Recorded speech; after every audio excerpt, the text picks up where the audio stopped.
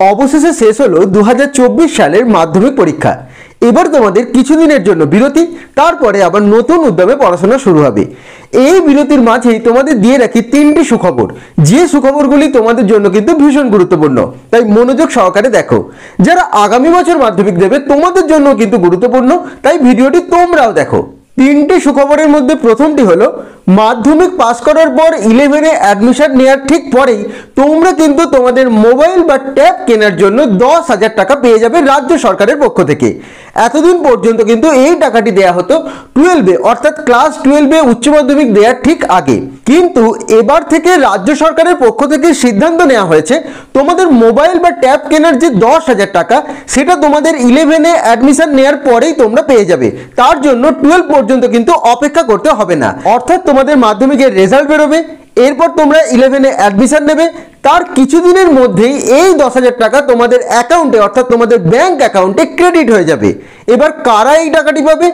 এই টাকাটি ছাত্র ছাত্রী বর্ণ জাতি নির্বিশেষে প্রত্যেকটি 11-এ ভর্তি হওয়া ছাত্রছাত্রী কিন্তু পাবে। অর্থাৎ সমস্ত ছাত্রছাত্রীরা যারা ক্লাস 11-এ অ্যাডমিশন নেবে, তোমাদের ক্লাস 11-এ ক্লাস শুরু হওয়ার কিছুদিনের মধ্যেই তোমরা কিন্তু এই মোবাইল বা ট্যাব কেনার জন্য 10,000 টাকা পেয়ে যাবে।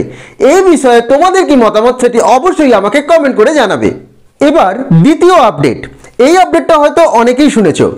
মাধ্যমিকে 60% বা তার বেশি নাম্বার যদি তোমরা পাও, তাহলে তোমরা পেয়ে যাবে একটি স্কলারশিপ, যার নাম স্বামী বিবেকানন্দ স্কলারশিপ। এই স্কলারশিপে তোমরা পেয়ে যাবে 12,000 টাকা।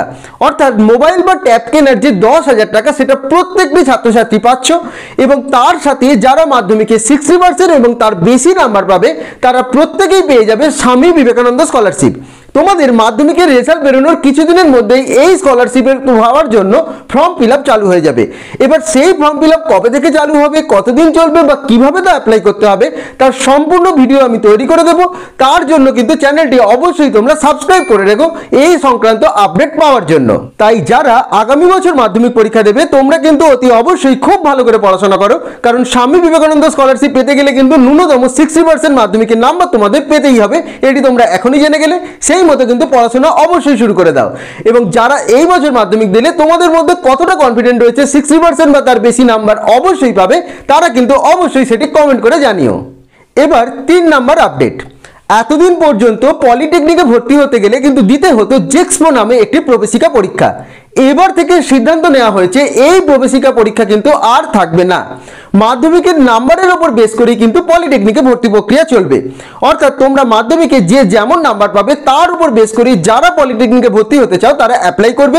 এবার মেরিট লিস্ট বের হবে, সেই নাম্বারের উপর বেস করেই কিন্তু পলিটেকনিকে তোমরা ভর্তি হতে পারবে। তাই যাদের পলিটেকনিকে ভর্তির ইচ্ছা রয়েছে তারা জেনে রাখো, জেক্সপো নামক প্রবেশিকা পরীক্ষা কিন্তু আর থাকছে না। তার বদলে মাধ্যমিকের প্রাপ্ত নম্বরের উপর বেস করে যে মেরিট লিস্ট তৈরি হবে, তার উপর বেস করেই কিন্তু পলিটেকনিকে ভর্তি প্রক্রিয়া চলবে। তো এই বিষয়ে এই যে যেমন জেক্সপো পরীক্ষা থাকছে না, তার বদলে মাধ্যমিকের নাম্বারের উপর বেস করে পলিটেকনিকে ভর্তি প্রক্রিয়া চলবে, এই বিষয়ে তোমার কি মতামত বা তুমি এই সংক্রান্ত কি বলতে চাও সেটি অবশ্যই আমাকে কমেন্ট করে জানাবে। তো মাধ্যমিক পরীক্ষার্থীদের জন্য এই ছিল 3টি আপডেট। এই 3টি আপডেটের মধ্যে কোন আপডেটটি তোমার সবথেকে বেশি ভালো লাগলো অবশ্যই সেটি কমেন্ট করে জানিও। এবং আপডেটগুলি তোমাদের ভালো লেগে থাকলে ভিডিওটি অবশ্যই তোমরা লাইক করে দিও এবং শেয়ার করে দিও। যখনই তোমাদের কোনো আপডেট পাওয়া যাবে, এরপর অবশ্যই আমি সেটি তোমাদের জানিয়ে দেবো ভিডিওর মাধ্যমে। তার জন্য কিন্তু চ্যানেলটি অবশ্যই তোমরা সাবস্ক্রাইব করে রেখো এবং সকলে ভালো থেকো।